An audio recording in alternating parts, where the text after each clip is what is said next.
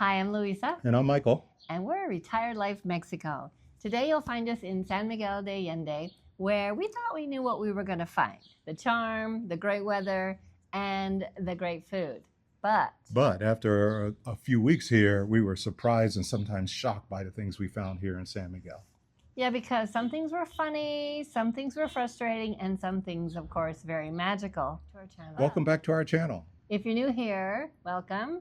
And if you're not new, welcome back. And we really appreciate everyone joining us. We certainly do. And if you'd like to give us a thumbs up, that'll help get this video pushed out to more people. So stay tuned to find out what shocked us.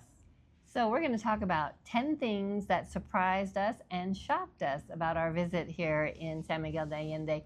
The first one being the altitude. Yeah, San Miguel sits up at 6,200 feet. And when we were at that hotel, we were climbing and my lungs were burning, and eventually sort of got used to it. But definitely every time I walked that road up the hill, it burnt my lungs. Well, going down was not a problem, but we decided to take Uber after a while because that was a lung burner. And it took me a good 2 weeks to get comfortable walking. Even if we weren't walking uphill, that altitude, You felt it. I could feel it. And you know, they say you should hydrate. And so what I do is I drink one of these a day. I get it at the farmacia, and it's called Suero. It's about 25 pesos, which is about $1.50. And it's yummy. I like the coconut flavored one.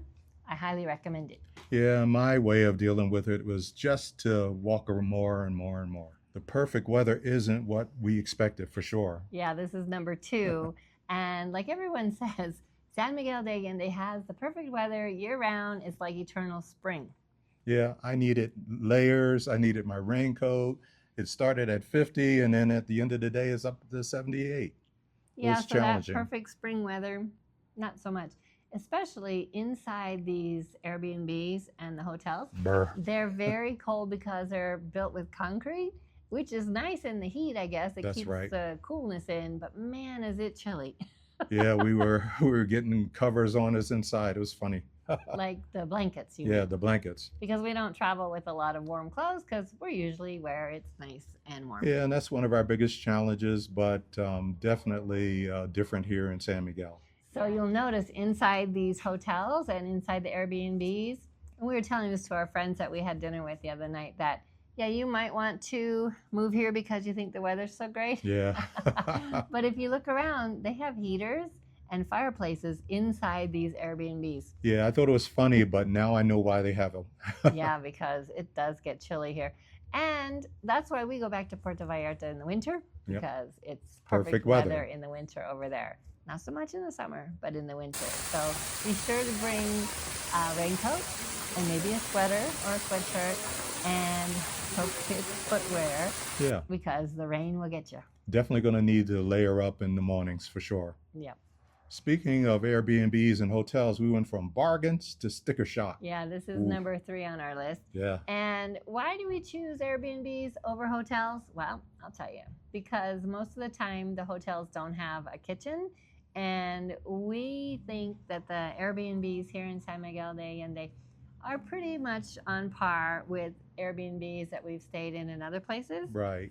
We spend about $1,700 a month. You get a discount if you stay a month, which is a good thing because we don't like little bitty places, and nor do we like to have to be in a place we can't see out of. So when I'm searching for an Airbnb, I'm looking for 2 bedrooms, 2 baths. And why do we need 2 bedrooms, 2 baths?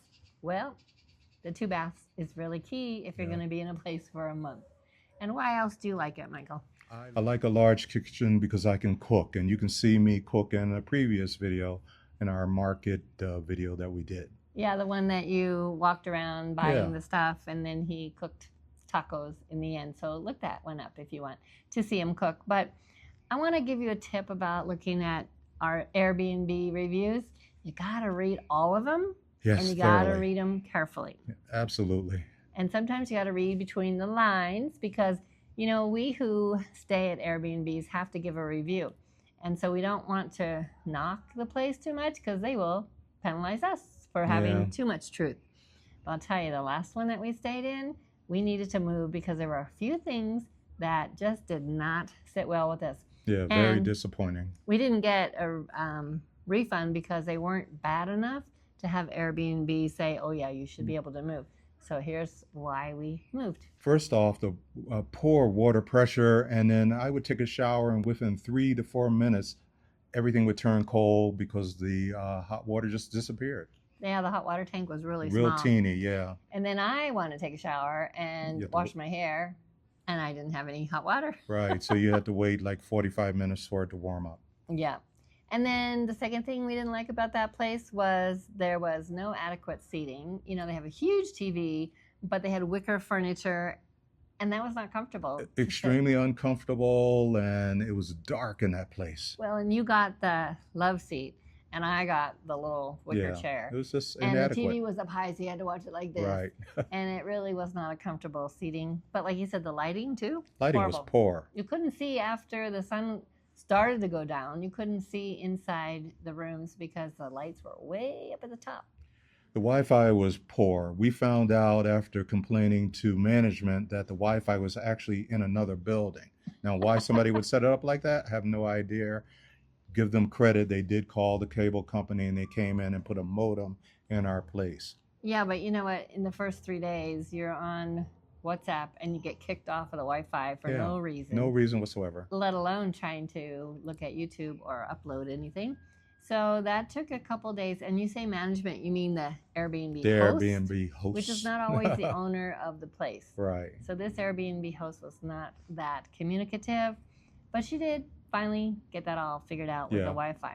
What about the construction noise next door? Well, we didn't realize that the nice gentleman next door was building another level to his place, and that was all day long. And it was attached to our building. Right. And you know, there's construction all the time in Mexico. We understand that. But as I'm walking out, things are dropping. You were falling down on you. Yeah, concrete. So we called and asked them to please talk to the architect over there, and maybe they would not do construction while we're trying to live. So the location was fantastic. I loved that we could walk right to Central in 5 minutes and be in the heart of everything. And the place was absolutely beautiful getting into our Airbnb. Well, and also there were no noises. It wasn't like there was a lot of traffic noise or noise. Dog barking. It was a very quiet setting till the fireworks goes off, but that's a different story. Yeah. But the big deal for me was we had reserved that place for 5 weeks. And so you pay up front. And then you get in there and the host says, oh, there's no cleaning. Here's the cleaning supplies. You can do your own cleaning and your own, 2 bedrooms, 2 bathrooms. Right. I don't like to do cleaning. And in Mexico, it's very inexpensive to have somebody clean. But one good thing, there was a washer dryer. Thank goodness. I do the laundry. That's okay, but I don't want to do the cleaning. So this is the second Airbnb that we stayed at here in San Miguel de Allende. And this is actually in a gated community called Puente Viejo. Looks like a condominium complex in the U.S. Very pretty. Very well manicured. And I'll show you the pool. And this condominium or apartment complex is far enough away from the street that you don't really get any car noise. However, here's a beautiful pool. And during the celebrations here in San Miguel during the month of September, there are a lot of fireworks that happen right down the street. So it was very, very loud. So please know that during the month of September, yes, you're going to have a lot of celebrations and fireworks, but you can enjoy this pool during the day. So the second Airbnb is much better, but what happened the first 3 days? Here we go again. I don't know why, but the water absolutely stopped for 3 straight days. Yeah, and it was funny because when I would text to the host and I would say, we have no water, and then they would write back, have you tried turning on the gas? And they thought I meant no hot water. But then I had to write back and say, no, absolutely no water. So they were good about sending people out. Yes, they were. It took 3 days for them to figure it out. But so it wasn't their fault. And they were much more communicative than the first very Airbnb. good communication. Again, though, we paid good money for this place. And it's got a bigger kitchen, not a lot of storage. So we got our stuff all over the counters. 3 bathrooms. 3 bathrooms? Well, 2.5. Oh, yes, there are 3. Yeah. But there actually is a shower in that half bathroom. Yeah, I don't know. There are 3 bathrooms. Right. Oops, he's right. We haven't even used that. All I did was take the towels. Yeah. So all in all, we paid for 2 Airbnbs here. Both of them had parking. We don't have a car, so that wasn't a big deal. Yeah. But in case you want to know, that one, both of them have cars, places to park your car. But we just couldn't stay at that other place. No, and we forgot to mention there was security concerns. Some of the workers had keys to our place. Yeah, because they would knock on the window and say, I need a bucket. Can I just come in? And then they use a key to go inside. So you know that in the evenings, you're sleeping, and one night I heard noises, and I'm like, wondering if somebody's coming in? Yeah, because everybody has keys. Yeah. So that one wasn't so great. But hopefully you have a better experience with Airbnb. We're going to be going to Oaxaca and staying in a hotel there, so that's going to be another story. Stay tuned for that video later. So remember, if you're finding this video helpful or entertaining in any way, don't forget to like and subscribe. And leave a comment down below, because that's how we get to know what it is you guys want us to talk about. Yeah, please do that. So let's get back to our list. We are at number 4, and we're going to talk about grocery shopping and the mercados. So let me start with the high-end places. Magnificent La Camera and City Market. All the stuff tends to be imported. There's everything that you could want, and you'll pay higher prices, but everything is there. Right, and it's only an Uber driver away, because my friend, though, he says he orders online, and then he doesn't have to drive there in an Uber because he doesn't have a car either. Right. But, you know, you pay delivery fee, but he saves the Uber there and the Uber back, so kind of balances out. We like to put our hands on stuff and get exactly what we need. Well, and you know, you spend more when you're there. And yes, you see we more. did.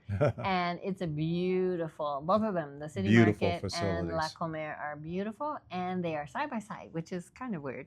Yeah, it's kind of weird. And the thing that we did was we always stopped for lunch, and then we went shopping. Which is a good thing to do. Yeah. And the funny part about La Camera was one day when we were shopping, some people came up to us and said, hey, we watch your channel. And so we want to give a shout out to Gwen and Derek, because we then met up with them for dinner. Yeah, it was wonderful. And you go in those places and you see other expats or foreigners there, and people will wave at you. People are very friendly. Yeah. Very friendly. But my favorite place to go get food is at the Mercado, which is right up the street. And we have a whole video about the market, Michael shopping, and then Michael cooking, and me buying tortillas at the tortilleria. My favorite thing is smelling those delicious tortillas. Freshly made tortillas, and the fruit is just all around you. And I just love picking out everything. It looks fresh. It's not in a wrapper, and it's literally within feet of where we're staying now. And we have a little picture here of we only buy a little bit, because you can go every day and buy some. But this was $4 worth of vegetables that we got. So it's not expensive to go to the market, and it's within walking distance of our Airbnb. Beautiful. Once again, a great location with lots of shopping all around. And then you can go down that other market and just look at all the knicky-knack things. So it's a fun thing to do here in San Miguel de Allende. Yeah, it is. Number 5, here in San Miguel, you can eat out at any budget. However, we found that it is definitely more expensive here than in Puerto Vallarta. It is, which was surprising. Yeah, very surprising to me. Because people always say, oh, Puerto Vallarta is so expensive. Yeah. Well, San Miguel may be taking the cake there. I wonder if it's because they have to import some stuff. Wow. I don't know. I don't know. But that's what we found. We found that. But, you know, we did have a good time taking our friends out to dinner, and then they took us out to dinner, and then we met other friends for breakfast. So we like to go to the restaurants, but this is why we have Airbnb. Yeah. Because we have kitchen. And here's the thing. Even though it's more expensive, the food here is delicious. It is. So much variety. Delicious. Yes. And, you know, you can sit there at a restaurant and eat your meal, and they take your food away, your plates away, and then you can just sit there. They don't kick you out. Yeah, we were averaging about an hour to 2 hours in the restaurants. After we're done eating. Yeah, amazing. Good conversations. Which is a great thing here in Mexico. Well, a controversial topic here on our channel and other channels is that how much do you tip at the restaurant? Yeah, I'm still getting used to it. Well, you know what? I've been told by locals because I hang out with some, and they tell me 10% is what is expected. But they know that the gringitos will tip more, and so they tend to expect that. Right. But what it does, if you give more than the 10%, the people who are not gringitos or foreigners, they tend to get less attention. Yeah, especially with the taxis, for instance. They'll drive by some of the locals that we notice and pick us up. That's not fair. Yeah, because they think we're going to give them a bigger tip. So what I do is I speak Spanish with them, and I don't say anything about the fact that I'm only going to give 10%. Right. Taxis, we don't tip at all. No. But in the restaurant, I just act like I'm Mexican, and that's what I do. And he doesn't really like that. Yeah, the one thing I will do sometimes in an Uber, if I have a heavy luggage, I'll pay them a little, tip them a little more. Yeah. Number 6, celebrations in San Miguel. Oh my gosh. September is St. Michael's month. Yay. Yay, St. Michael. Huh? The patron saint. That's what San Miguel means, right? And let's just say September, yes, Woo. you will have a celebration almost every day. And celebrations are parades and fireworks. And here's the thing I love about being here in Mexico. They embrace and they celebrate birthdays, patron saints, parties, and you'll hear it until 2 o'clock in the morning. Oh, well, remember the Alborada? We're going to talk about that in a minute. Yeah. But Independence Day is September 16th. It's the night of the 15th. And so our friend said, let's go to the celebration. So we met at 9:30 p.m., which is past our bedtime, down in the centro, and we watched the whole celebration and the fireworks that went off. And so we have some video of that, I think. Yeah. And then we got home around 2. Shout out. So a big shout out to Siggy and Susan who were with us during the Independence celebration at 1 o'clock in the morning. Yeah, that was a lot of fun, but it was very tiring, very exhausting, and it was very crowded. Yeah. Lots of people out there. I got crushed. But that wasn't the only night they had fireworks. I mean, they had 9 days leading up to San Miguel's Day. And then on October 3rd was the big celebration called La Alborada. And it started at 2:30 in the morning. Yeah, just suddenly it sounded like a war zone. Oh, well, it was fireworks. Yeah. And a lot of rockets going off and a lot of parades. And that started at 2:30 in the morning, and it went all night until loud music the too. next day. Yeah. So that's one of those things you got to be aware of. Coming to San Miguel de Allende, you're going to have lots of celebrations. Yep, and you just embrace it. And what about the horses? I had never seen anything like that in my life. Maybe on movies where you see the cavalry coming in to rush, but literally almost 1,000 horses coming up the street. Amazing. Yep, they were heading to the parroquia so they could get blessed. Yeah.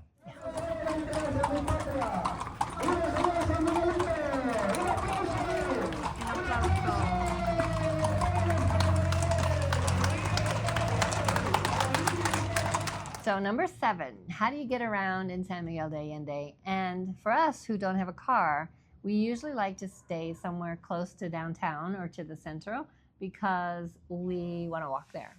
Right. San Miguel is walkable, but you will deal with centuries-old cobblestones and narrow sidewalks. I mean, that's not going to change. And hills. And hills. Forgot the hills. Yes, the hills, and yeah. They go up and then they go down, and then you have some slippery stuff because, you might have some drips from the rooftop, a little bit of rain sometimes. It's walkable, but it could be a little scary. I love the small, narrow streets, by the way, so don't get me wrong, but it's challenging. Okay, but the other thing that's interesting, you can take an Uber anywhere here. Yeah, we found Uber And accessible and taxis. You maybe wait 3 or 4 minutes and somebody will pick you up. Or the taxi just comes by. And the taxis are 80 pesos right now in October of 2025. Don't pay more than 80 pesos to get across town. Sometimes from the bus station, they'll try to charge you more. Yep. Just walk up a little bit and then you can get an Uber. Number 8, this is the expat community, the immigrant community, and versus the local life.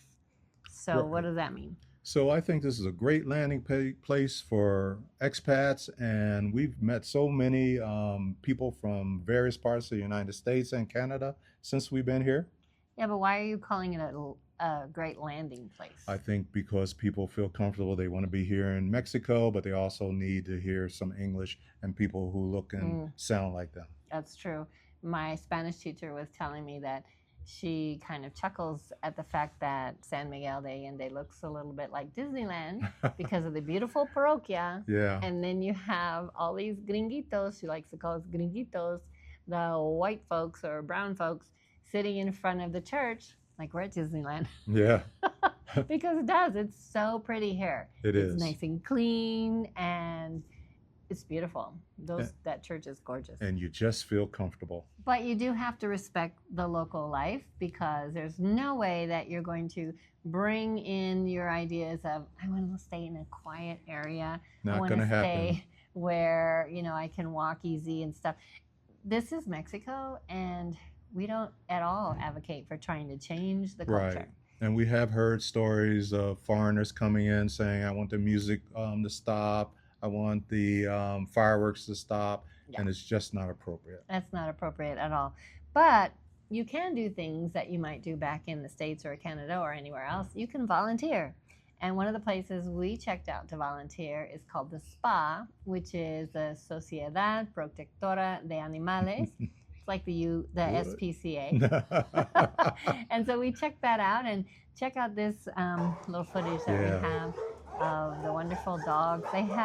This is a no-kill shelter. Yeah, we met dogs that were there for 12 years. And we're going to make sure that we put a link in here that shows you how you can donate to this shelter. Which we did while we were here. Yes, we did. We gave some of our YouTube money to them, so we feel good about that. But they had about, 30 dogs and 20 cats? Exactly. Wow. And they're there for a long, long time because people don't really come in to adopt older dogs. Yeah. So that's too bad. Maybe you'll find your forever pet there. Okay, so then also besides volunteering there, you could go over to the art place and do artwork or see the artwork. Do it or see it. Yeah. And that's the Fábrica de Aurora, and we have a little footage on that here. We also did a little walk around that we showed where that is. But that place is amazing if you're into art. Yeah, you can spend the whole day in there. And then they have meetups for expats, which I like to call immigrants. And we're going to check one out on Monday, and hopefully we'll have some video about that here. And that's in the Centro, in the Jardín, they call it. There's also a game night, and it's offered like 2 times a month. So we checked out one of those. That was kind of fun. That was amazing. I'm not a big gamer, and the lady's name was Lee, and she brought over a game and taught me that game. I had fun that night. That was fun. But there are lots of things to do here, so don't think you're going to come here and be bored. Yeah. And also there's plenty of Facebook groups that you can join and find out all other things to do. Lots going on here in San Miguel. Yeah. So number 9, Spanish classes. I highly recommend that you take Spanish classes when you get to a city, any city, even if it's only for a week, because not only do you learn Spanish or practice it, you also get to learn about the culture of the city. Yeah, and we were able to, I got invited, and we were able to go to Dolores Hidalgo, and that's where the famous grito began. It started in 1810. That was the independence war against Spain. And also, San Miguel is known as the cradle of the independence. Yeah. And San Miguel de Allende, his name was really Ignacio Allende. He was from San Miguel, which used to be called San Miguel del Grande, or de Grande. So they changed the name in honor of the famous general. The independence general named Ignacio Allende. That's why it's now San Miguel de Allende. And you learned all that in the Spanish classes. Yeah. Okay, number 10, last but not least, how do we get to San Miguel? There's no airport in San Miguel de Allende. No. So you fly into either Querétaro or León, and then you take one of those rideshare services to get here, or you take a bus. In fact, we came into Mexico City, and then we took the bus for 4.5 hours from Mexico City straight to San Miguel de Allende. And you know, the ETN buses are great. Let me just add that those ETN buses were very comfortable. You can see movies on there, you can sleep, and they have a full bathroom in there. Very, very comfortable, very clean. And the price to get to San Miguel de Allende from Mexico City was about $40 a piece. Yeah. Which is not bad. And then we're going to be going to Oaxaca, which means we have to get to Querétaro, and we're going to take an hour-and-a-half bus ride on Saturday, and then fly in there from there. Oaxaca. But we have to stop in Mexico City. No straight shot to Oaxaca. So even though there were some shocking things, some surprising things, some glitches, we love San Miguel de Allende. I definitely want to come back, and I'm sure we'll always have that on our list of staying here for long periods of time. Not sure about long periods. Okay, 3 to 4 weeks sometimes. Yeah, that's long for us. In fact, we have friends who we met up with also, that Susan and Siggy, that are buying a house here. Yeah, they just fell in love with it. They love it. And they've been other places in Mexico, so they've checked it out. And we recommend that too. If you're going to buy a house here, that first you come and you rent. You rent, you walk around, you experience the neighborhood, the celebrations. And you see which area you would really like. In fact, we just did a video that came out with my friend Joe from Spanish class about how he purchased a home here in San Miguel de Allende. So check that one out. Yeah, it's a great place to stay. So to end all this, we want to say thanks for watching. Thanks for being here. We really appreciate you. And don't forget to like and subscribe. And leave a comment down below, and we'll see you in the next one. Ciao. Hasta luego.